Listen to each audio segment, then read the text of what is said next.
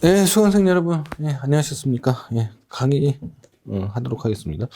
자, 지난 시간부터 계속 이제 지지난 시간부터 이어지는 게 이제 행정행위 또는 처분 개념에 관한 설명들을 하고 있습니다. 자, 540페이지부터 지난 시간에 했던 건데요. 부분허가라고 해서 이제 적정 통보도 처분이다. 그냥 단순한 사실의 통지가 아니다. 이런 말씀을 드렸고요. 예, 그 다음에 이제 확약 뭐 가인과 가허가 내인과 내허가 뭐 이런 확약은 행정청만 구속하고 국민을 구속하지 않으니까 판례적인 시각입니다. 예, 아니니까 행정행위 또는 처분이 아니다 이런 설명을 했는데 다만 이제 우선순위 탈락 결정과 같은 거는 종국적인 어떤 의사표시로 봐서 이거는 이제 행정행위로 본다 이런 설명을 했고요. 그다음에 도시계획에 관해서 이제 뭐 나중에 2학기 때 다시 자세히 설명할 거기 때문에 여기서는 그냥 개념만 말씀을 드렸고 도시군 기본계획은 대법원의 경우에는 행정행위가 아니라고 생각하지만은 도시군 관리계획은 행정행위로 보는 경우가 많다 이런 설명을 했고요. 각종 장부기재행위 뭐 토지대장이나 아니면 건축물대장에 관한 설명을 했습니다. 행정사무집행의 편의와 사실증명의 자료로 삼기 위한 것이기 때문에 이것도 이제 뭐 행정행위라고 보기 어렵다는 거죠. 왜냐면 권리를 표창하는 것은 등기부다. 그 다음에 544페이지로 가면, 따라서 결론적으로 말씀드리면 이제 여러 가지 뭐, 경우에 따라서 달라지게 되지만은, 행정사무 집행의 편의나 사실증명의 자료로 삼기 위한 것에 불과하면 이제 뭐 행정행위가 아니라고 보는 거고요. 그 실체법상의 어떤 권리관계에 영향을 미친다. 이렇게 되면 이제 행정행위로 보게 된다라는 게 판례의 기본적인 태도다. 행정행위로 보느냐 안 보느냐에 따라서 항고소송의 대상이 되느냐 안 되느냐 뭐 이렇게 될 수가 있습니다. 그 다음에 비권력적 행위로서 경고인데 경고는 그 자체로는 이제 국민의 권리 의무에 직접 영향을 미치지 않는 거라고 보는데 다만 이제 뭐 어떤 근거를 든지 간에 그거를 통해서 뭐 인사상의 불이익이라든지 아니면 뭐 상벌을 감세하는 효과라든지 이런 게 있게 되면은 행정행위로 보는 경우도 있을 수 있다 이런 설명을 했고요. 금융감독원장의 문책 경고도 뭐 비슷한 설명을 했습니다. 그다음에 권리 의무에 관계가 없는 결정이나 단순한 관념의 통지인데 그래서 오남액 세금의 경우에 오남액, 관남액, 뭐 환급세액 이런 설명을 했고요. 그거는 이제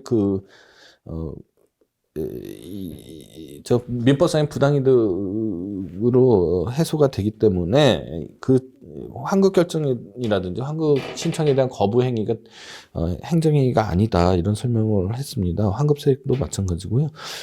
그 다음에 당연퇴직에 관한 법률관계에 대해서도 설명을 했었습니다.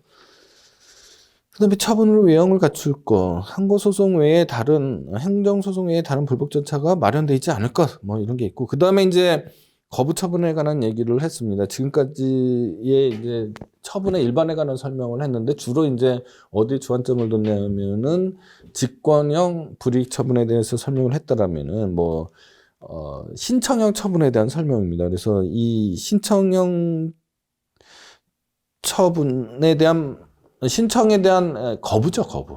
이거를 어떻게 볼 거냐는 거예요. 이거를 모든 거부 행위를 다 행정행위로 파악해서 항고소송의 대상으로 볼 거냐의 문제인데, 판례는 이제 신청권이 있어야지만, 그래야지만 행정행위나 처분으로 대접하고 항고소송의 대상으로 보겠다라는 겁니다. 그래서, 판례 이론대로라면 이 거부 처분이 되기 위해서는 이 법규상 조리상의 신청권이 있어야 된다, 이런 설명을 했고요. 그래서 판례대로라면 548페이지인데요. 판례대로라면 신청한 행위가 공권력의 행사여야 되고 신청인의 법률관계에 영향을 미치는 행위여야 되고 신청인에게 그런 신청을 할 권리가 있어야 된다. 이렇게 이제 설명을 하게 되는 거죠. 앞에 두 개는 뭐 처분의 일반적인 행정행위 일반적인 설명이고 세 번째가 이제 거부 처분의 특수성이죠. 판례 이론대로라면요. 근데 여기에 대한 이제 유력한 반론은 이게 원고적격 문제 또는 뭐 권리성 문제 또는 법률상 이익 문제 이렇게 되는 거 아니냐. 이거는 처분성이라든지 행정행위성 또는 대상적격의 문제가 아니다라고 보는 건데 근데 이제 판례 이론은 다시 거기에 대한 재반론으로 이게 신청권이라는 게 여기서 말하는 신청권이라는 게 어떤 특정한 개인이 행정행위 발급을 요구하는 그런 신청권이 아니고 구체적인 사건에서 신청인이 누구인지를 고려하지 않고 관계법규의 해석에 의해서 일반 국민에게 그러한 신청권을 인정할 수 있는지를 추상적으로 살펴서 결정하는 얘기입니다. 즉 신청 절차가 있느냐 없느냐를 보자는 얘기예요. 예. 그러니까 신청권은 신청 절차라고 치안해서 생각해도 되는 겁니다. 판례 이론대로라면요. 자, 그러면 거기까지가 이제 지난 시간의 설명이었습니다. 549페이지인데요. 예, 오늘은 그러면은 신청권이라는 게 도대체 어디 있는 거냐? 판례 이론에서 말하는 그 신청권이라는 게 어디 있는 거냐? 자, 여러분들 제가 그 누차 설명하지만 사법의 경우에는 계약서와 같은 문서를 봐야 된다라고 얘기했잖아요. 그러면은 공법의 경우에는 법률을 봐야 되는 거죠. 행정법의 경우에는 법률을 보는 거죠. 그러니까 법률에 신청 절차가 규정돼 있다. 신청 절차가 또는 신청에 관한 설명이 있다. 그러면은 신청권이 있는 거죠.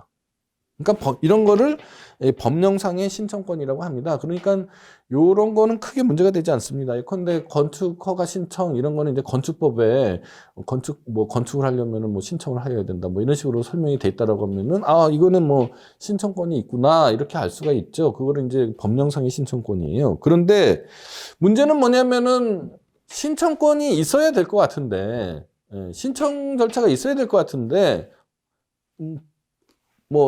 여러 가지 이유에 있어서 예컨대 인쇄상에 뭐라고 그럴까요? 법전에 있어야 될 거를 실수로 안 넣었다라든지 이런 입법적 과오가 있었다라든지 이런 식으로 신청권이 있어야 될 것 같은데 법령에 규정이 돼 있지 않다. 그런데 그렇다면 그럼 없다고 해야 될 거냐? 그럴 수는 없겠죠. 그런 거를 이제 조리상의 신청권이라고 합니다. 자, 신청권이 있어야지만 거부 처분이 되는 거죠. 거부 처분이 되어야지만 항고 소송의 대상이 되죠. 항고 소송이 대상이 되어야지만 각하되지 않고 본안으로 갈 수가 있죠. 즉 권리구제의 가능성이 열리는 겁니다. 신청권의 범위를 좁히면 좁힐수록 각하할 수 있는 소송이 많아지는 거죠. 그러면은 법원의 업무가 경감이 되는 겁니다. 권리구제에게도 적어지게 되는 거죠. 이런 식으로 이 조리상의 신청권이 소송 요건으로서 사건 수를 조절하는 기능도 있을 수가 있게 되는 겁니다. 그럼 과거에는 이제 조리상의 신청권을 좁게 보는 경향이라면은 오늘날 점점 시간이 갈수록 조리상의 신청권의 범위를 넓게 봐야겠죠. 그래야지만 이 국민의 요구를 사법부에 대한 요구를 들어주는 거가 되지 않습니까? 예, 이렇게 돼 있다라고 설명하는 거고요. 근데 이제 판례에서 조리상의 신청권이 어떤 경우에 인정되는지를 이제 추상적으로 한번 이렇게 대략 한번 이렇게 살펴보면 첫 번째, 거부행위에 대해서 항고소송으로 다투는 이외에 다른 권리구제 수단이 없다. 두 번째, 관계법규의 해석상 행정청이 그 행정행위를 하여야 할 의무가 있음이 명백하다. 세 번째, 행정청이 그러한 권한을 행사하지 않음으로써 국민이 입는 불이익이 부득이한 것으로 용인될 수 없을 정도로 매우 크다. 이렇게 되면은 이제 조리상의 신청권을 하는 경우가 있습니다. 이게 대략의 기준이지 엄밀한 기준이 될 수 없다라는 건 여러분들이 제가 설명을 더 안 해도 아실 수 있을 겁니다. 그러면은 과거의 판례에서 조리상의 신청권이 인정된 사례들을 한번 살펴보죠. 하나는 이제 검사 임명 처분이죠. 이거는 이미 설명을 했습니다. 그죠? 이미 무하자재량 행사 청구권에서 설명을 했고요. 두 번째는 이제 인천대학교 사건에서 고용공무원의 임용 신청이 있고, 세 번째는 공사 중지 명령의 해제 신청. 네 번째는 공유재산의 관리청에 대한 행정재산의 사용 수익에 대한 허가 신청. 다섯 번째는 환지 소유자의 환지 등기 촉탁 신청 이런 것들이 있고요. 여섯 번째는 신용신안권 소멸 등록에 관한 회복 등록 신청 이런 게 있고, 일곱 번째는 평생교육시설 설치자 명의 변경 신청이 있고, 여덟 번째는 국공립대학 교원의 신규 임용 신청, 아홉 번째는 대학 교원의 재임용 신청 이런 것들이 있습니다. 열 번째는 학교용지 부담금에 대한 환급 신청이 있고, 11번째는 주민등록번호에 대한 변경 신청이 있겠죠. 11번은 최근 판례이기 때문에 한번 눈여겨보시도록 하고요. 설명은 다 설명드리긴 좀 어렵고요. 8번하고 9번에 대한 설명을 해드리도록 하겠습니다. 자, 일단 국공립대학교의 교원이 되는 절차를 한번 살펴보면요. 일단 국공립학교에서 이제 그 교원에 대한 수요가 생기게 되면 교수를 뽑아야 되겠다. 이런 일이 있게 되면은 학교 내부에서 교원 정원 배정 신청을 해서 이제 정원이 확보가 되면은 뭐 예컨대 한 분이 뭐 행정법 교수님이 뭐 퇴직을 했다고 그랬으면은 행정법 교수님은 초빙해야 되잖아요. 초빙 공고를 합니다. 초빙 공고를 해서. 그러면 이제 전국에서 뭐 많은 지망생들이 이제 초빙에 응하겠죠. 그래서 신청을 하겠죠. 지원을 하겠죠. 지원을 하고요. 지원을 하면은 이제 1차 심사가 있고, 2차 심사가 있고, 3차 심사가 있습니다. 뭐 학교마다 다 틀립니다. 교칙으로 정하는 거기 때문에 뭐 다 똑같다고 생각할 수는 없지만은 대략 이렇게 되죠. 그러면은 1차는 이제 수많은 지원자 중에서 서류 심사를 하게 되고요. 2차는 이제 업적 심사도 하고 뭐 강의 평가도 하고 뭐 등등등등등 뭐 하고요. 3차는 이제 주로 이제 총장인데요. 뭐 이사장일 수도 있습니다. 이사장은 사립학교네요. 총장 면접을 이제 하는 경우가 있는데 보통은 이런 절차들이 진행이 됩니다. 이제 신규 임용 절차입니다. 자, 여기에서 이제 만약에 이 서류 평가해가지고 뭐 탈락하는 사람이 있겠죠? 뭐 10명이 지원했으면 한 8명은 탈락할 거 아닙니까? 그러면은 이 8명 중에 한 명이 나서서, 나는 이 교원 임용 자격이 충분한데 왜 당신네 학교에서 나를 안 뽑습니까? 하고서 임용 신청 거부 처분 취소 소송을 제기하면은 어떻게 되냐는 겁니다. 실제 사례에서요. 자, 그러면은 여러분들이 상식적으로 생각할 때 모든 지원자들이 다 법에는 신청 절차가 없겠죠. 그러니까 이제 조리상의 신청권이 있는지 여부인데 다 있다라고 하면은 이거 정말 큰일이죠. 이럴 수는 없겠죠. 그러니까 그럼 모든 임용 신청자가 전부 소송을 제기하면 법원에서 일일이 다 받아줘야 되느냐? 문제가 생기죠. 그러니까 원칙적으로 신규 임용에 대한 신청권은 없다. 라는 게 판례의 기본적인 태도입니다. 판례의 기본적인 태도다. 그런데 이제 다 그런 거냐 그러면 모든 신청자는 다 임용 신청권이 없는 거냐. 자, 2차 심사나 3차 심사까지 2차 심사까지 통과됐어요. 그러면은 보통 2명이 면접을 하거나 아니면 1명이 면접하거나 이렇게 되거든요. 둘 중에 1명은 이제 되느냐 안 되느냐 이것만 결정하는 건데, 자, 이런 사람들에 대해서는 뭔가 좀 다르죠. 처음에 1차 심사 때 막 신청했던 사람들하고 좀 다르다. 탈락한 사람하고 다르다. 그래서 유일한 면접 대상자로 선정이 됐다. 그러면은 이 경우에는 일정 정도의 기대권이 있고, 그죠? 신규 채용에 대한 유일한 면접 신사자면은 이거는 뭐 거의 교수 근처까지 온 거잖아요. 그러니까 표현이 적절한지 모르겠습니다만, 그래서 그거는 이제 조리상의 신청권을 인정한 예외적이라고 봐야겠죠. 판례가 있고요. 그 다음에 이제 재임용 절차인데요. 자, 이렇게 해서 이제 임용이 되셨어요. 어떤 A라는 교수님이 국립대학교의 교수님이 되셨습니다. 그러면은 이 사람이 보통의 경우에는 이제 3년 정도의 이제 업적 평가를 하게 됩니다. 그래서 3년 동안은 이제 기간제 임용을 해요. 그러니까 3년 동안은 이제 정년 보장이 이제 되지 않는 거죠. 그러니까 이 사람이 다시 이제 3년 동안 논문 업적이라든지 뭐 아니면 뭐 학생들 평가라든지 이런 것들 등을 거쳐서 3년이 되는 시점에 이제 재임용 심사를 하게 됩니다. 그런데 이 사람이 이제 논문 업적도 보통 다 채우니까 재임용 신청을 했겠죠. 그러니까 특별한 일 없으면 자기는 이제 재임용 될 거라는 어떤 기대권을 갖게 되는 거죠. 그래서 재임용 신청에 대해서는 조리상의 신청권이 있다. 이런 게 이제 판례의 기본적인 태도입니다. 그러니까 신규 임용은 원칙적으로 없고 예외적으로 유일한 면접 대상자의 경우에는 신청권이 있다. 이렇게 되는 거고, 판례 태도가요. 재임용의 경우에는 이제 신청권이 있다라는 거죠. 자, 그 다음에 이제 하나 어려운 부분인데요. 551페이지로 가면은 처분의 변경 신청권입니다. 자, 어떤 상황인지 한번 사례를 들어서 설명을 해드리도록 하겠습니다.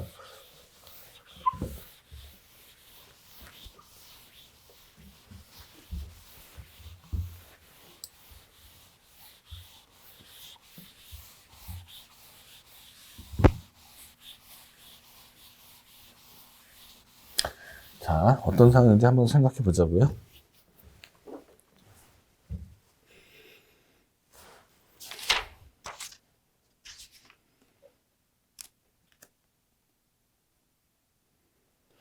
자, 어떤 사람이 이제 아까 폐기물 처리업에서 말하는 이제 그 적정 통보를 받았단 말입니다.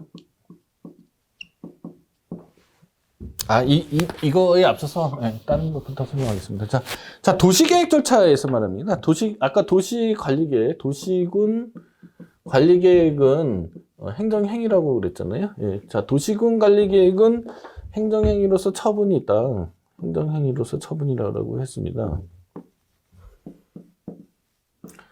자, 그런데 이 도시군 관리 계획에 대해서 처분이니까요. 항고 소송으로 다투려면은, 특히 취소 소송으로 다투려면은 90일의 제소 기간인 거죠. 90일 이내에 항고 소송을 제기하지 않으면은 처분 후 그러니까 중대 명백하지 않는 하자의 경우에는 이제 더 이상 다툴 수 없게 되죠. 이런 거를 이제 불가쟁력이라고 그래요.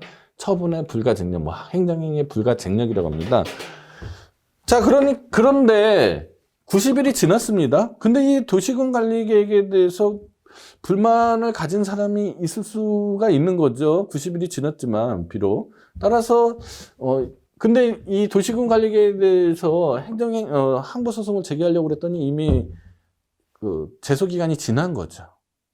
그러니까 어떻게 생각하냐면은, 어떤 방법이 있냐면은, 도시군 관리 계획이 애초부터 하자가 있어서 이 도시군 관리계획 효력을 상실시켜야 된다 이렇게 주장하면은 뭐 취소를 주장하는 거죠. 또는 뭐 이 도시군 관리계획이 적법하게 성립됐는데 향후에 이게 뭐 사정 변경이 생겼으니까 이거를 뭐 철회해 달라라고 할 수도 있고, 또는 아니면은 도시군 관리계획을 변경해 달라고 할 수 있겠죠. 이 변경이라는 거는 뭐 철회 플러스 재처분, 취소 플러스 재처분 이렇게 이해하시면 됩니다. 자, 그러니까 이렇게 돼서 이거를 신청하는 거죠. 신청을 하면은 행정청에서 받아주면 좋고요. 거부하면요. 요 거부 처분으로 보고 거부 처분 취소 소송을 제기하는 거죠. 그러니까 애초의 처분은 90일이 지나서 제소기간이 도과돼서 더 이상 다툴 수 없으니 요거에 대한 취소, 철회, 변경 신청을 하고, 신청에 대한 거부행위가 있으면 그 거부행위를 행정처분이라고 주장하면서, 거부처분이라고 주장하면서 항고소송을 제기하면은 어떻게 됐냐는 겁니다. 그러면은 이제 이 사람의 권리구제의 기회는 생기게 되는 거죠. 그렇지만 불가쟁력, 그죠? 아까 얘기했던 불가쟁력, 행정행위의 효력 중에 하나인 불가쟁력과 소송법적으로는 제소기간이죠. 제소기간을 둔 취지가 이제 몰각되는 거죠. 몰각되는 거죠. 또 한편 생각해보면 말이에요. 만약에 이런 신청권을 인정하지 않는다면, 자, 이런 신청권이 법령상의 신청권은 아니겠죠. 이게 이제 조리상의 신청권으로 인정되느냐의 문제이겠죠.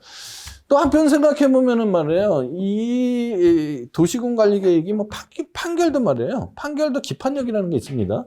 기판력이라는 게 있는데, 그러면은 판결이 대법원까지 가서 확정이 되면은, 완전히 이제 그 판결의 효력을 다툴 수 없느냐? 가만히 생각해 보십시오. 아예 다툴 수 있는 길이 봉쇄되는 거는 아니죠. 네, 아닙니다. 예. 재심이라는 게 있죠. 네, 그러니까 판결의 기판력을 깨는 게 재심이잖아요. 그러면 재심 사유가 있으면, 물론 재심 사유로 인정받기가 굉장히 까다롭습니다만은, 재심 사유가 있으면은 기판력도 깨집니다. 그런데 이 판결보다 덜 엄격한 행정행위인데 그거를 판결보다 더 엄격하게 다툴 기회를 완전히 봉쇄한다. 이럴 수 없지 않겠느냐. 그래서 이거를 입법적으로 해결하는 게 이제 독일에서는 재심사 제도라는 거예요. 그러니까 마치 판결에 있어서 이 재심 절차처럼 행정행위에 있어서도 재심사 제도 절차가 입법적으로 해결한 게 이제 독일인데요. 우리나라는 이제 그런 제도가 없어서 이런 문제가 생길 수도 있습니다. 자, 판례의 원칙적인 태도는 이런 조리상의 신청권을 인정할 수 없다라는 거죠. 만약에 요거를 인정하게 되면은 어떻게 됩니까? 처분의 행정행위의 불가증력이나 제소기간을 둔 행정소송법이나 행정심판법에서 제소기간을 둔 입법 취지가 완전히 몰각되는 거죠. 다 이렇게 우회하려고 하지 않겠습니까? 모든 처분에 대해서 제소기간이 지나면은 변경 신청을 하고 변경 신청에 대한 거부 처분 취소 소송을 제기하면은 모든 행정행위가 다 불가증력이나 제소기간이 없는 것처럼 돼버리지 않습니까? 그런 이유로 안 된다라는 거예요. 그다음 552페이지 두 번째 이유는 특히 이제 이런 문제가 어디서 많이 생기냐면은 도시계획에서 많이 생깁니다. 도시계획은 수범자가 무수히 많죠. 서울특별시 도시계획이라면은 수범자가 1000만 명 정도 될 거 아닙니까? 일일이 다 할 수 없다라는 겁니다. 이 두 가지 이유로 해서 판례는 변경 신청에 대한 신청권이 없다라고 설명하는 거죠. 근데 있는 경우가 있을 수 있습니다. 뭐냐? 첫 번째, 국토계획법 26조예요. 도시계획 위반 제한권이라는 게 있어요. 도시계획 위반 제한권이라는 게 있습니다. 도시계획의 위반 제한권, 도시계획을 위반해달라, 도시계획을 변경 위반해달라 이런 제한권이 있는데 그 경우는 모든 경우에 다 있는 게 아니고요. 딱 세 가지 경우가 있습니다. 국토계획법 26조 1호, 2호, 3호인데요. 그거 제가 써놨으니까 한번 여러분들 읽어보시기 바랍니다. 뭐 기반시설의 설치, 정비, 개량에 관한 사항, 뭐 지구 단위 계획의 지정, 변경 및 뭐 용도 지구입니다. 여기서 말하는 건. 기반시설이라는 건 뭐 도로, 하천 뭐 이런 거고요. 예. 광장 이런 거고 설립 수립에 관한 사항, 뭐 산업유통 뭐 이런 것들. 요 세 가지 경우에는 도시계획 위반 제한권을 일종의 법령상의 신청권으로 본 것 같아요. 예. 그러니까 이 경우에는 뭐 거기에 대한 거부 행위는 거부 처분이 되는 게 당연하겠죠. 문제는 뭐냐면은 553쪽에 있는 겁니다. 이 케이스인데 이게 꽤 어려운 문제예요. 자, 한번 잘 살펴보도록 하겠습니다.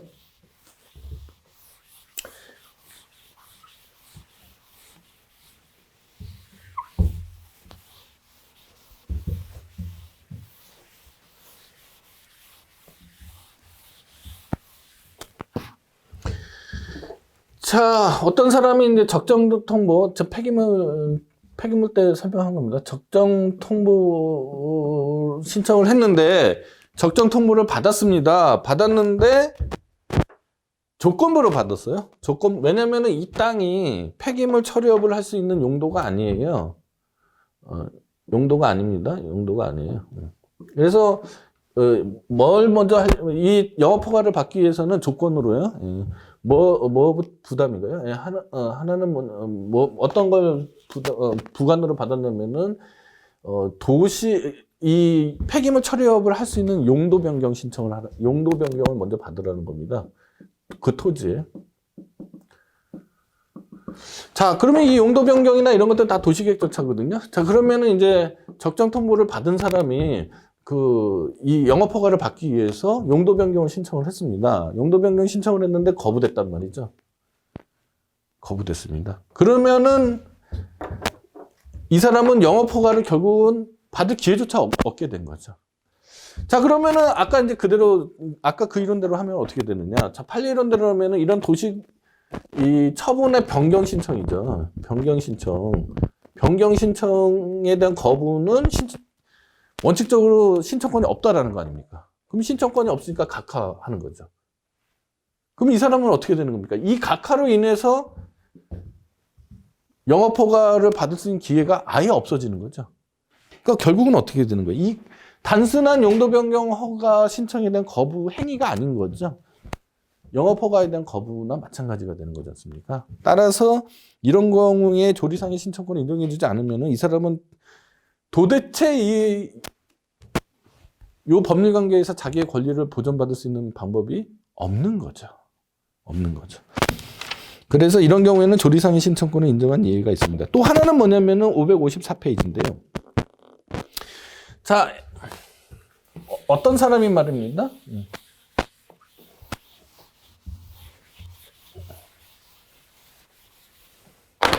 자, A라는 사람이 B라는 사람한테 어떤 땅을 임대를 해줬어요. 임대를 해줘서 이 B라는 사람이 행정청한테 건축 허가를 받았어요. 이 땅에다가 무슨 건물을 짓겠다라는 거죠. 근데 이 B라는 사람이 임대료를 지급하지 않아서 임대차 계약이 해지가 되고요. 이 사실도 행정청이 다 알고 있습니다. 자, 그런데 이 사람이 건축 허가는 아직도 갖고 있는 거잖아요. 임대 계약이 해지된다고 해서 건축 허가가 뭐 어떻게 되는 건 아니지 않습니까? 이거는 전혀 다른 법률 관계니까요. 근데 이 사람 A라는 사람이 이 땅에 건축 허가를 받고 싶어요. 이미 이 건축 허가 A도 알고 있죠. 건축 허가가 나는지. 그러니까 90일간의 제소 기간은 이미 지났습니다. 근데 이 건축 허가가 취소가 되어야지만 없어져야지만 자기한테 건축 허가가 날 수가 있는 거 아니겠습니까? 한 땅에 건축 허가가 2개 날 수는 없잖아요. 그러니까 이런 경우에 조리상의 신청권을 인정한 듯한 명시적으로 조리상의 신청권이 있다라고 얘기는 안 했습니다만은 한 듯한 판례가 있습니다. 예, 이런 것들이 있다. 예. 자, 여기까지 이제 처분의 행정행위에 대한 설명, 행정행위의 개념에 대한 설명이고요. 다시 이제 앞으로 돌아가서 어디로 가냐면요.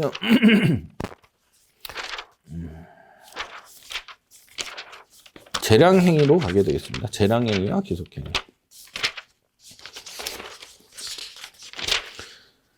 99페이지로 가십시오. 예, 99페이지입니다. 다시 앞으로 오니까 반갑습니다. 예. 자, 재량행위하고 이제 기속행위에 대한 설명을 할 텐데요. 자, 그러니까 고전적인 어떤 권력분립 이론대로라면요. 고전적인 권력분립 이론대로라면 의회가 법률을 제정을 해서, 그러니까 자기 의사를 담은 거죠. 법률에다. 그러면은, 그 의사의, 그것을 집행하는 게 이제 행정권이잖아요. 그러면은 이제 법률에 말이에요. 행정청은 뭐뭐 하면, 그죠? 예. 뭐뭐 하여야 한다. 그죠? 행정청은 뭐뭐 하면 뭐뭐 할 수 있다. 자, 1번 타입하고 2번 타입으로 법률 조항을 만들 수가 있습니다. 만약에 1번 타입으로 만드는 거하고 2번 타입으로 만드는 거의 차이는 뭐겠어요? 1번 타입으로 만들면은 법률이 제정돼 있다라고 하면은 행정청은 어떠한 요건이 갖춰지면은 무조건 그 행위를 하여야 하는 거죠. 그죠? 그 행위를 하여야 되는 거죠. 근데 2번은 어떻게 돼요? 어떠한 요건이 상황이 도래하더라도 행정청으로서는 행위를 선택할 수 있게 돼 있죠. 그러니까 현실에 대한 유연성이 있죠. 자, 의회가 현실에 대한 유연성을 부여해주고 싶으면은 2번 타입으로 입법을 할 거고요. 그죠? 현실에 대한 행정청의 어떤, 자유를 아예 배제하고 의회의 의사대로만 행동하게 하려면은 1번처럼 입법을 하면 되죠. 입법 기술적으로요. 예. 그래서 이렇게 나누면 행정청에 대한 설명은 정말 그동안 너무 많이 했습니다. 그죠? 여기는 그 행정 주체의 의사를 결정하고, 그죠? 대외적으로 공표하는 기관이라고 그랬지 않습니까? 그러니까 권리 능력이 없는 거죠. 죄송합니다. 장관, 시장, 군수, 구청장 이렇게 되면 된다고 그랬죠. 군수, 구청장 뭐 이런 식으로 표현이 많이 돼 있습니다. 자, 뭐뭐 하면은 이제 우리는 법률 요건이라고 그러죠. 뭐뭐 할 수 있다, 뭐뭐 해야 되는 건 이제 법률 효과라고 그래요. 자, 아까 설명한 대로 의회가 행정부에게 어떤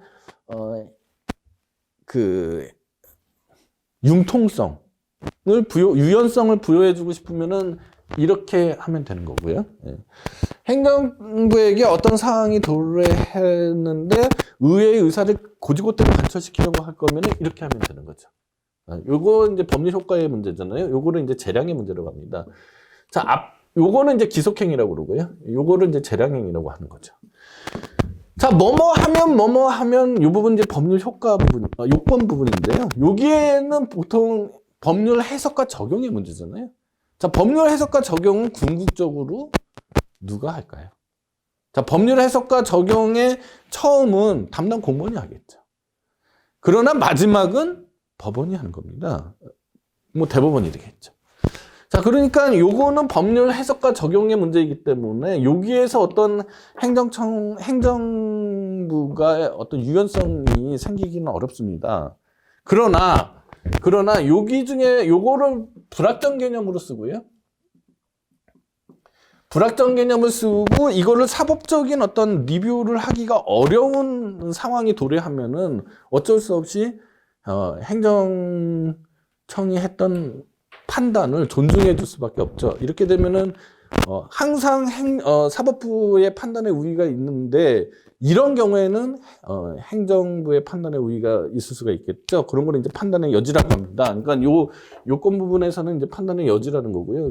여기 여지가 있을 수 있느냐 없느냐의 문제고요. 법률 효과의 문제에서는 재량이 있느냐 없느냐의 문제입니다. 행위 선택의 문제고요. 요거는 법률 해석 적용의 문제인데 전제 조건이 불확정 개념을 써야 되는 거고, 그다음에 행정부의 판단을 우선할 수밖에 없는 어떤 상황이 있어야 되는 거죠. 이 두 가지가 결합이 되면은 마치 재량이 있는 것처럼 행정부의 판단이 사법부의 판단보다 뭐라고 할까요? 우위에 서게 되는 경우가 있을 수 있게 된다.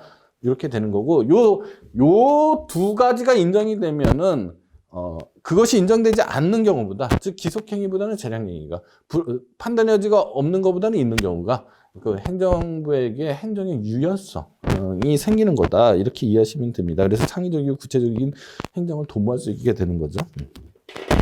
먼저 재량부터요. 이 뒷부분부터 설명을 하면요. 자, 기속행위는 뭐 아까 말씀드렸듯이 행정청에게 어떠한 행정행위를 할 수도 하지 않을 수도 있는 자유가 인정되지 않는 것이다라는 설명을 했고요. 재량행위는 이제 복수 행위 중에 선택할 수 있는 겁니다. 어떤 행위 사항이 도래했는데 해도 되느냐, 할까 말까는 이제 결정재량이라고 그러고요. 한다면은 어떤 걸 할까 하면은 이건 선택재량이라고 합니다. 보통은 이제 결정재량하고 선택재량이 이제 같이 결합되겠죠. 그 다음에 자유로운 행위라고 하는 건 이제 재량의 폭이 굉장히 넓다라는 얘기인데, 뭐 특별히 뭐 예컨대 지방자치단체는 주민복지를 증진하기 위해서 공공시설을 설치할 수 있다. 이렇게 되면은 이런 경우에 이제 재량의 범위가 굉장히 넓게 되잖아요. 그 다음에 자유재량하고 기속재량의 문제인데, 이게 과거에는요, 또는 견해에 따라서는 자유재량이라는 거하고 기속재량을 또 구분하는 견해가 있습니다. 뒤에서 조금 설명할 텐데, 자유재량은 뭐 공익재량, 편의재량, 그야말로 재량행위가 되는 거고요. 기속재량은 법규재량이라고 해서 뭐 중간 목적이 있다라는 얘기인데, 요건에 관한 얘기입니다. 요건에 재량이 있을 수 있다. 그러니까 판단에 제가 생각하기에는 판단의 여지 문제인데, 요거는 이제 자유재량하고 기속재량으로 구분하는 견해도 있습니다. 그런데 뭐 개념상으로도 일단 좀 문제죠. 일단 모든 재량행위가 진짜 자유입니까? 그런 건 아니죠. 다 저 의무에 합당한 무하자재량행사 청구권에서 받잖아요. 의무에 합당한 재량권을 행사해야 되는 거죠. 그러니까 자유라는 말이 좀 어법적으로 맞지 않고요, 용어적으로.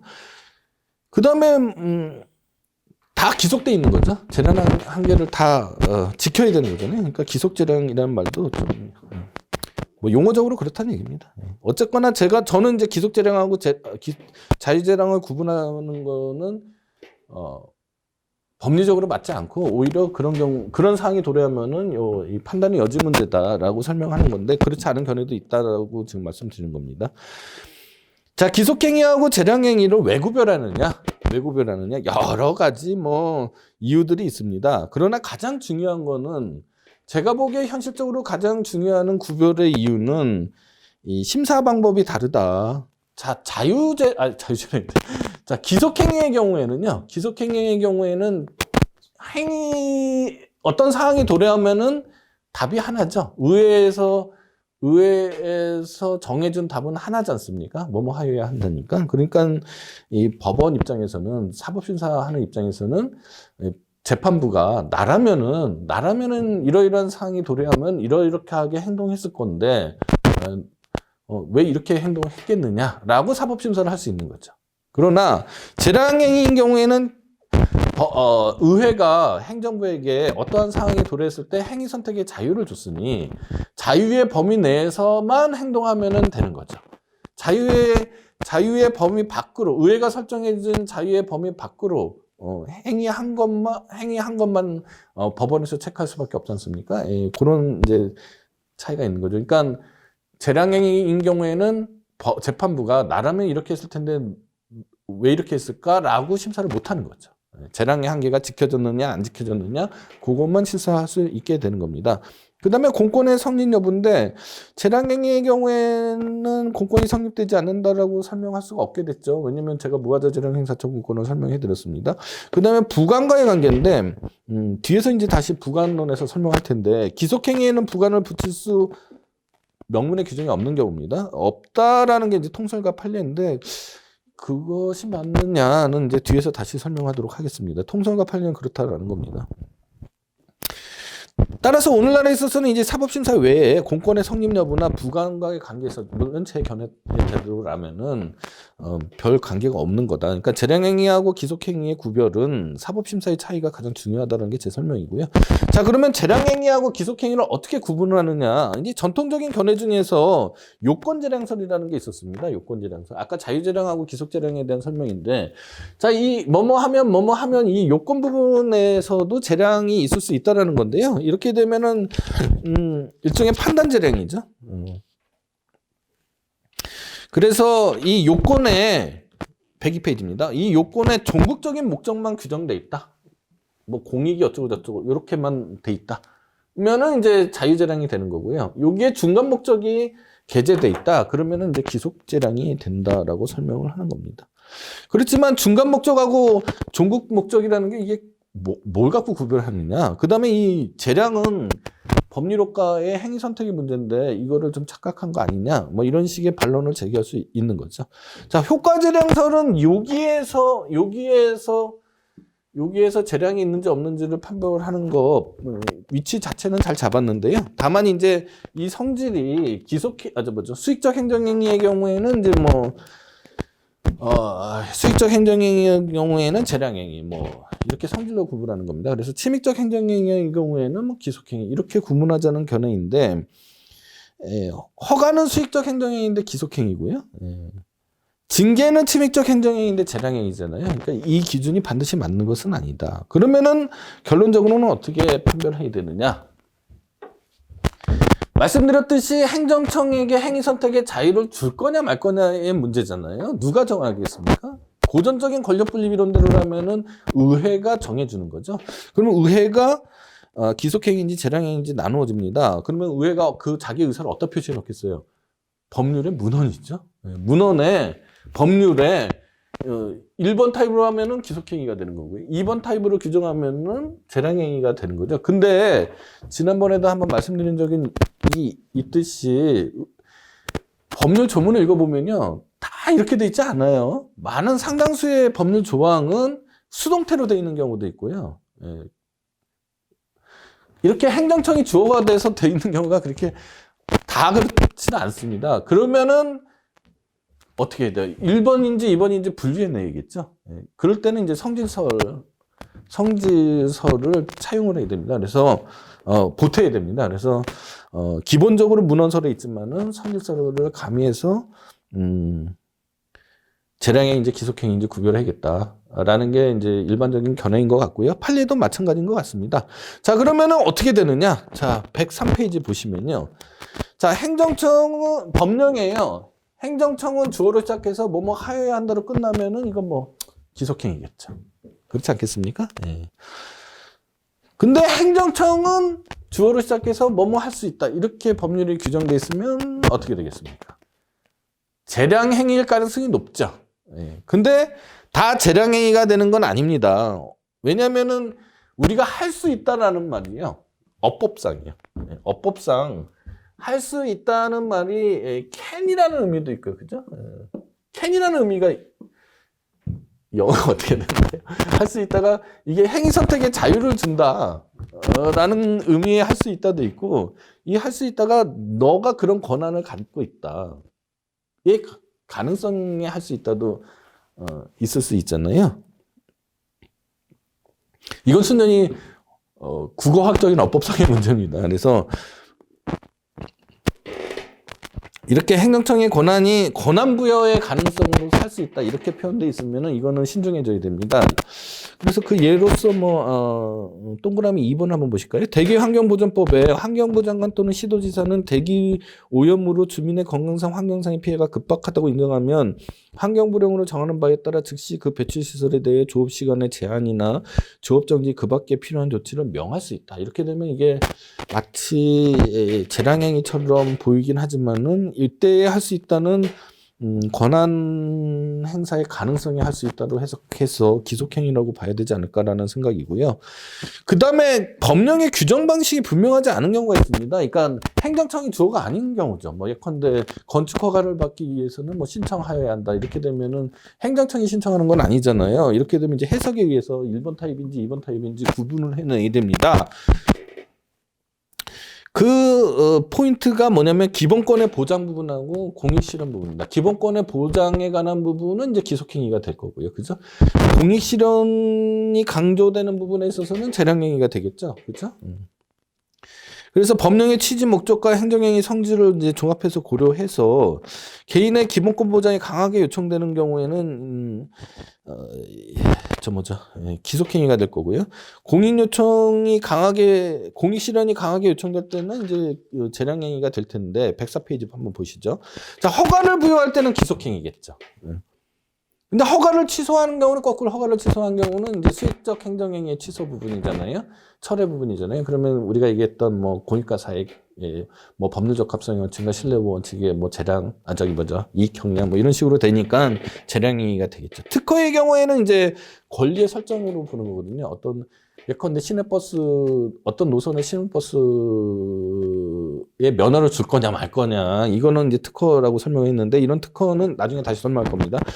특허는 이제 공익실현이 기본권 보장보다 물론 이제 직업선택의 자유하고도 관련이 되긴 하지만 그거보다 오히려 더 공익실현이 더 중요하잖아요. 버스 운송 사업은 공익사업이니까. 그래서 그것에 대한 부여 여부는 재량행위가 될 거고요. 특허의 취소 또는 철회도 마찬가지로 재량행위가 되겠죠. 뭐 이런 식으로 설명하는 겁니다.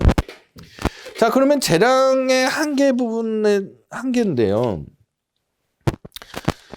아까도 설명했지만 재량행위라고 해서 다 그냥 완전히 자유냐? 그런 건 아니라고 그랬죠. 의무에 합당한 재량권의 행사를 해야 되는 거죠. 그래서 재량권을 일탈했다. 그러니까 의회가 준 자유의 범위를 넘어섰다. 이렇게 되면은 재량권의 일탈나면 재량권의 한계를 넘어서서 위법하게 될 수가 있습니다. 예전에 그 비례 원칙에서 설명할 때 냈던 약간 좀 우스꽝스러운 예를 한번 들어보도록 하겠습니다. 자, 어떤 행정 목적이 있어요. 행정 목적이 있는데 이 의회가 말이에요. 선택지가 5개가 있다고 칩시다. A, B, C, D, E가 있다고 치자고요. 근데 의회가 여기에서 여기까지 자유를 줬습니다. 여기서 여기까지 자유를 줬어요. 자, 그러면은 의회가 이런 자유를 줬는데 행정청이 A라는 행위를 선택했어요. 그러면은 의회가 준 자유의 범위를 넘어선 거잖아요. 위법하게 되는 거죠. 자, E라는 걸 선택했어요. 그럼 의회가 준 자유의 범위를 한계를 넘어섰잖아요. 그럼 위법하게 되는 거죠. 근데 만약에 정답이 있는지 없는지 모르겠지만 예컨대 정답이 C라고 그냥 가정을 해보죠. 왜 C인데 행정청이 B를 선택했어요. 그러면은 위법하진 않죠. 한계 내에 있으니까. 위법하진 않지만 뭔가 잘못된 거잖아요. 그래서 요거는 이제 위법과 대비돼서 부당이라는 표현을 씁니다. 부당이라는 표현. 자, 그럼 이 부당한 경우에는 법원은 개입하지 못하죠. 법원은 위법한 것만 개입하잖아요. 그러니까 사법심사의 대상이 되지는 않습니다. 부당은. 요것만 사법심사의 대상이 되고요. 이 부당한 경우에는 그럼 어떻게 해요? 이 경우는 행정심판의 대상이 됩니다. 행정심판은 위법뿐만 아니라 부당도 같이 이제 부당도 행정심판의 대상이 될 수가 있습니다. 자, 이런 개념하에서 자, 살펴보면은요. 자, 어떤 사람이 말이에요. A라는 사람이 미성년자한테 A가 아나식당 주인이에요. 미성년자에게 술 2병을 팔았어요. 소주 2병을 팔았습니다. 그러면은 이제 통상 이런 경우에는 뭐 영업정지 2개월을 한다고 칩시다. 그렇게 행정청 내부에 규정이 돼 있고요. 법에는 6개월 이하의 영업정지를 처하도록 돼 있어요. 근데 이제 보통의 경우 영업정지 2개월을 해요. 이런 사안이라고 치자고요. 그런데 행정청에서요, 영업정지 7개월을 했습니다. 맥시멈이 6개월인데, 법에 규정되어 있는 게 6개월인데, 영업정지 7개월을 했어요. 예. 이렇게 되면 재량권의 일탈이라고 합니다. 일탈. 재량권의 일탈은 재량근범이 범위 밖에 있는 이런 행위를 하는 경우, 법률 효과를 선택하는 거를 재량권의 일탈이라고 그래요. 그 다음에 이제 또 하나는 뭐냐면은 보통의 경우에 미성년자한테 술 2병 팔면은 보통의 경우에는 영업정지 2개월 처분을 해야 돼요. 보통의 경우에 그렇게 하는데, 근데 이 사람한테만은 영업정지 6개월을 했습니다. 6개월. 그러면은 어떻게 됩니까? 비례 원칙이나 아니면은 평등의 원칙, 뭐 이런 것들이 침해됐을 가능성이 높잖아요. 요런 거를 재량의 남용이라고 그래요. 그러니까 남용은 내재적 한계를 넘어서는 겁니다. 일탈은 외형적인 한계를 넘어서는 거고요. 그 다음에 재량의 흠결 또는 해태예요. 재량권을 행사해야 되는데, 재량행위여야 되는, 이니까 각종 고려 요소를 결정해서 이익형량을 해야 되는데, 행정청이 기속행위를 오해해서 어떤 특정 행위를 전혀 재량을 형량을 하지 않고 행위로 나갔다. 이렇게 되면은 재량 자체가 아예 없는 거잖아요. 그러면 이제 재량의 흠결이라고 합니다. 이런 거를 합쳐서 재량의 한계라고 그러고요. 판례는 우리 이론적으로는 재량의 일탈하고 재량의 남용이 개념적으로 구별이 되잖아요. 개념적으로 구별되는데 판례는 양자로 구별하지 않고 그냥 보통 뭐 재량의 일탈 남용 이렇게 붙여서 부르거나 뭐 이렇게 하는 경우가 많습니다. 그리고 재량이 0으로 수축되는 경우도 있다고 그랬죠. 그런 경우에 이제 행정개입 청구권이 생긴다. 이거는 이미 다 설명을 했고요. 그 다음에 부당한 재량권의 행사에 대해서도 이미 설명을 했습니다. 자, 그러면 실제로 재량권의 일탈 남용 어떻게 판정이 되느냐? 먼저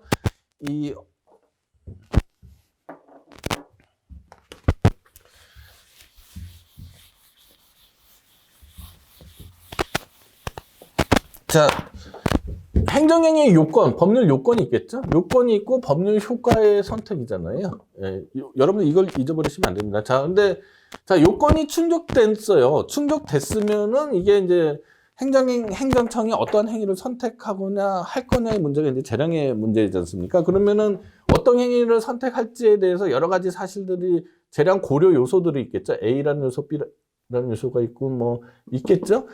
그러니까 뭐 예컨대 사인을 보호해야 될 만한 요소가 있고, 뭐, 공익을 보호해야 될 만한 요소가 있고, 뭐, 양자의 이익형량이 있고, 뭐, 이런 식으로 되는 거지 않습니까? 그럼 요 사실들을 잘 수집을 해야 되잖아요. 먼저 사익의 이로운 사실들이 있는지를, 사익을 보호할 만한 요소들이 있는지 이 사실들을 먼저 수집하고, 그 다음에 공익을 요하는 요소들이 어떤 거 있는지 사실을 수집해야 되는데 그 사실 자체를 오인했다. 이런 문제가 있을 수 있고요. 그 다음에 재량권의 행사가 재량이 부여한 법의 목적에 부합하지 않았다. 그 다음에 재량권의 행사가 평등의 원칙에 위반됐다. 그러니까 그리고 행정의 자기 구속에 대해서도 이미 과거에 설명을 했었습니다. 그 다음에 비례 원칙. 자, 이렇게 요소들이 이제 추출이 되면 공익과 사익을 무게를 달아야 되잖아요. 그 비례 원칙이, 그러니까 협의 비례 원칙인 거죠. 여러분도 누차 설명하지만 오해하시면 안 된다고 그랬습니다. 그 다음에 절차적 통제예요. 이 재량권을 행사하는 데 있어서 절차를 잘 지켰느냐의 문제입니다. 그 다음에 여러분들이 이제 기록형 문제를 풀 때나 또는 뭐 사례형 문제를 풀 때 가장 여러분들이 잘 못하는 게 뭐냐면은 기본적인 착오인데요.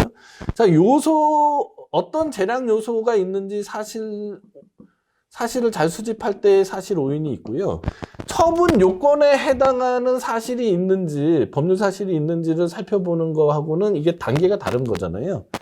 예, 근데 요거를 이제 혼동하는 사람들이 많습니다. 그래서 처분의 요건 자체가 성립이 안 되는데 사실이 없어서 그러면 요거까지 나갈 필요도 없는 거죠. 예, 근데 요건의 성립에 해당하는 사실을 재량의 요건에 일단 충족되고 재량 요소의 사실 원인으로 잘못 생각하는 단계를 잘못 아는 분들이 간혹 있습니다. 이거는 나중에 이제 주의하셔야 돼요. 그 다음에 이제 불확정 개념의 문제입니다. 불확정 개념과 판단의 여지 문제예요. 자, 누차 설명했지만은 법률에 말이에요. 법률에. 자, 행정청은 뭐뭐 하면 뭐뭐 할 수 있다 또는 뭐뭐 하여야 한다 이렇게 되는 거잖아요. 그래서 자, 요 부분 이렇게 나눠서 보면은 여기 이제 법률 요건 부분인데, 그죠? 이 요건 부분에 불확정 개념을 썼단 말입니다. 자, 불확정 개념을 안 쓸 수는 없어요. 그렇죠? 안 그러면은 법전이 뭐 예컨대 연필도 빨간 연필, 파란 연필, 뭐 부러진 연필 여러 가지 연필들이 있지 않습니까? 그것들을 다 일일이 다 이리적으로만 규정한다라면은 이 법전이 너무 커지겠죠. 그러니까 이 불확정 개념을 안 쓸 수가 없다. 자, 불확정 개념을 썼을 경우에 가장 먼저 체크해야 될 건 뭐냐면 헌법적으로 볼 때 명확성의 원칙이죠. 그러니까 입법 기술적으로 불확정 개념을 안 쓸 수는 없다. 그거에 대한 체크는 먼저 명확성의 원칙이죠. 자, 명확성의 원칙이 통과됐다. 이렇게 되면 위헌은 아닌 거잖아요. 그럼 합헌이면은 이 불확정 개념의 해석은 1차적으로는 담당 공무원이 하겠지만 궁극적으로는 법원이 하는 거고 더 사실적으로 말씀드리면은 대법원에서 하겠죠. 법률의 해석과 적용 문제지 않습니까? 자, 이랬을 때 이런 불확정 개념을 썼을 때 사법심사가 우위에 있는 거죠. 항상 우위에 있는 거죠. 당연하지 않습니까? 법률의 해석 적용에 대한 그 행정청의 행위를 체크하는 게 법원의 역할이니까, 사법심사니까. 그런데 사법심사가 곤란한 영역이 있어요. 그럴 때는 어쩔 수 없이 행정청이 잘했을 것이다 라고 믿을 수밖에 없는 거지 않습니까? 예. 이런 거를 이제 판단의 여지라고 하는 거죠. 그 영역 안에서는 마치 재량처럼 행정청의 자유가 인정되는 것처럼 보이잖아요. 재량하고 상당히 유사한 것처럼 보입니다. 그러나 재량은 효과의 문제고요. 효과에서 복수 행위사의 선택 문제고, 판단의 여지는 이 불확정 개념을 썼을 때 그 법률의 해석 적용에 있어서 행정청의 판단에 우위가 있느냐 없느냐의 문제니까 양자는 일단 번지수가 다르죠. 위치가 다르다. 그 다음에 이 재량은 입법자의 의지지만, 그죠? 불확정 개념 입법자의 의지가 아니죠. 판단의 여지는 입법자의 의지가 아니고 법원에 의해서 주어진다. 이렇게 설명을 하는 겁니다. 자, 그러면 이제 여러분들 궁금한 사항이, 그럼 불확정 개념을 썼다고 해서 다 판단의 여지가 인정되는 건 아니죠. 불확정 개념을 쓴 거는 원칙은 이제 사법심사를 낱낱이 하는 거죠. 근데 이제 판단의 여지가 인정되는 영역이 예외적으로 형성이 되어 있는 거죠. 뭐냐? 첫 번째, 비대체적 결정입니다.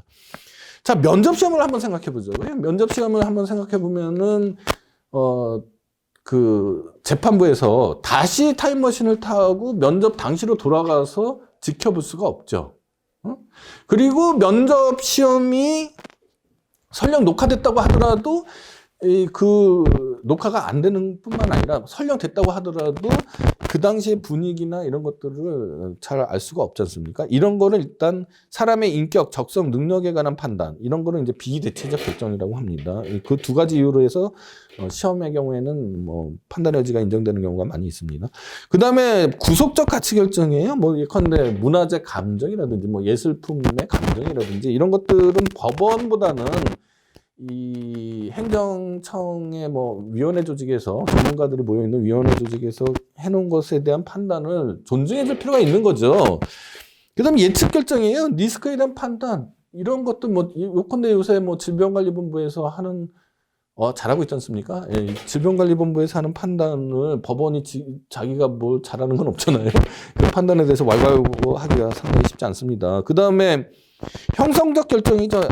예컨대 뭐 지방자치단체가 어떻게 발전해야 될 것이냐, 뭐 이런 거 많이 얘기했잖아요. 이런 것들은 사회 형성적 행정의 영역에서는 법원의 판단보다는 행정부의 판단이 더 존중돼야 될 경우가 있습니다. 예. 자, 이렇게 불확정 개념하고 판단의 여지가 인정이 되면은 그러면 사법심사가 완전히 포기되는 거냐?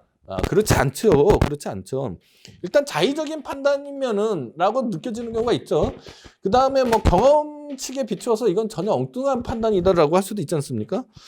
이런 경우가 있으면은 이거는 아무리 판단의 여지가 인정되더라도 법원이 개입할 수밖에 없는 거죠. 그러니까 무조건 다 사법심사가 포기돼서 각하되는 게 아닙니다. 무조건 판단을 합니다. 판단의 여지가 있다고 하더라도 판단에 대한 자의성이라든지 이런 것들에 대한 심사를 하게 되는 거죠. 특히 절차가 규정돼 있으면 그 절차는 굉장히 중요하죠. 절차를 다 밟았느냐라는 것은 이 사법심사에 아주 이런 영역에 있어서 사법심사에 굉장히 중요한 요소가 됩니다.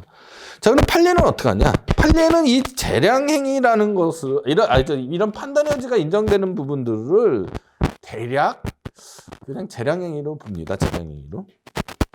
그러니까 판단의 여지하고 재량을 구분하지는 않는 거죠. 그러니까 시험 문제에 있어서 요건에 관한 판단의 여지라고 생각되는 부분인데 재량권의 일탈 남용으로 예컨대 답을 써야 되는 경우도 많이 있을 수 있습니다. 그러니까 이 판례하고 주리적인 견해하고 이게 좀 괴리가 있는 겁니다. 그러니까 판단의 여지도 판례는 재량으로 보는 경우가 많이 있다. 그러니까 요건에도 재량이 있는 걸로 많이 보는 영역이 있다라고 생각하셔야 됩니다. 그래서 예컨대 채점행위 이 경우에 말이에요. 논술형 채점의 경우에는 이제 재량의 범위가 굉장히 넓은 그 고도의 전문적 식견과 학식 등에 근거한 평가에 전적으로 의존하는 것이 예정돼 있는 그걸 속성으로 하는 것이라고 하면서 이제 이 판단의 여지라고 우리는 보통 생각하는 건데 재량으로 보는 거고요. 그다음 110페이지 보면은 중학교 교과서 검정도 교과서 검정도 뭐 우리가 보기에는 이제 판단의 여지의 문제인데 판례는 이제 재량으로 보고 있습니다. 이렇게 판례가 판단의 여지라는 개념하고 재량을 구분하지 않는 거는 양자의 사법심사의 방법이 거의 유사하다. 이렇기 때문에 양자를 구분하지 않고 그냥 재량의 문제를 보고서 판단하는 것 같습니다. 자, 오늘은 여기까지 하도록 하겠습니다. 감사합니다.